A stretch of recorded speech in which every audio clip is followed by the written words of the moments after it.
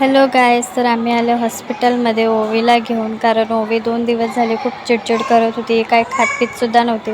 याच्या अगोदर आम्ही दुसऱ्या क्लिनिकमध्ये तिला घेऊन गेलेलो होतो, पण त्या डॉक्टरांनी औषध दिलं, पण तिला काही फरकच पडत नव्हता.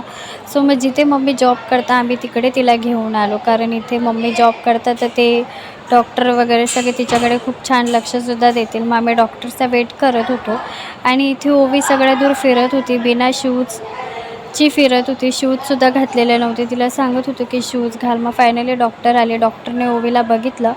डॉक्टर बोलले की ती नॉर्मल आहे, तिला काही झालेलं नाही आहे. फक्त एकदा आपण तिची सोनोग्राफी करून बघूया की तिच्या पोटामध्ये काही दुखत वगैरे असेल तर.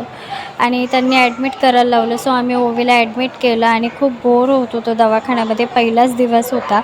इथे माझं जेवण वगैरे करून झालेलं होतं आणि मी बसली होती, कारण ओवीच्या आतमध्ये सोनोग्राफी चालू होती आणि मम्मी तिच्याबरोबर होत्या. सोनोग्राफी झाल्यानंतर इथे ओवी तिच्या पप्पांना आवाज देत होती की "पप्पा, पप्पा ये तू."